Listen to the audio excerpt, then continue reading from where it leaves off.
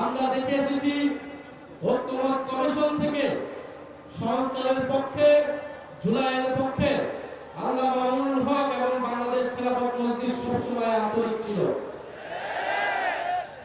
এবং জুলাই সনদের পক্ষে সর্বদা কণ্ঠস্বর সবার আগে রেখেছেন।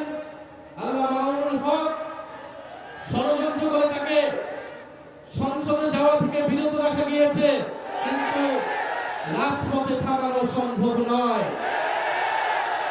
আমরা সংসদে আছি জুলাই সনদ বাস্তবায়ন, গণভোট বাস্তবায়নের পক্ষে কথা বলার জন্য, আর রাজপথে আছেন আল্লামা মামুনুল হক সহ নাসিরউদ্দিন পাটোয়ারীরা। ইনশাআল্লাহ আমরা একত্রে আছি। যদি সময় মতো দাবি আদায় না হয়, সংসদ এবং রাজপথ একাকার হয়ে যাবে। গণভোটের গণরায় বাস্তবায়ন করতে হবে। গণভোটে ৭০% মানুষ এর পক্ষে, সংস্কারের পক্ষে ভোট দিয়েছে।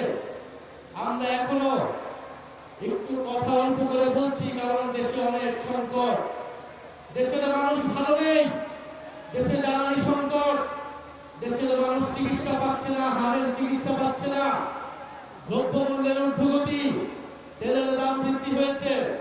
বিরোধী দল থেকে দায়িত্বশীল বক্তব্য দেওয়া হয়েছে, সরকারকে সহযোগিতা করতে চেয়েছি।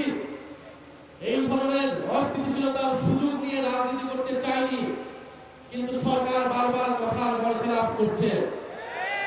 সরকার বিশ্ববিদ্যালয়গুলোকে দলীয়করণ করছে, গুন্ডা বাহিনী লেলিয়ে দিচ্ছে, সকল প্রতিষ্ঠানকে দলীয়করণ করছে, বিচার বিভাগকে মুক্তিভূত করার চেষ্টা করছে। বাংলাদেশের জনগণ, বাংলাদেশের ধর্মপ্রাণ দেশপ্রেমিক মানুষ এই নতুন করে জেগে ওঠা স্বৈরতন্ত্র, পুরনো বন্দোবস্ত, পুরনো সংস্কৃতিকে যারা টিকিয়ে রাখতে চায় তাদেরকে কোনোভাবে প্রশ্রয় দেবে না। বাংলাদেশ খেলাফত মজলিস সহ 11 দল, জাতীয় নাগরিক পার্টি, এনসিপি সর্বদা ঐক্যবদ্ধ আছে। আপনাদের প্রতি আহ্বান থাকবে, গণভোটের গণরায় বাস্তবায়নের জন্য আমরা সকলে ঐক্যবদ্ধভাবে রাজপথের এই সংগ্রাম চালিয়ে যাব, যতক্ষণ না সরকার গণভোটের গণরায় বাস্তবায়ন করতে ইচ্ছুক হয়।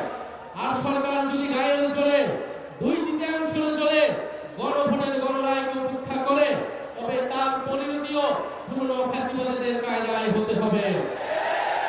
এই হুঁশিয়ারি আমরা দিতে চাই, কিন্তু আমরা চাই দেশে স্থিতিশীলভাবে দেশের সমস্যার সমাধান হোক। সরকার যত দ্রুত গণরায় মেনে নেবে, তত দ্রুত সরকারের জন্য মঙ্গল, দেশের জন্য মঙ্গল। আজকের এই সমাবেশে যারা উপস্থিত হয়েছেন তাদের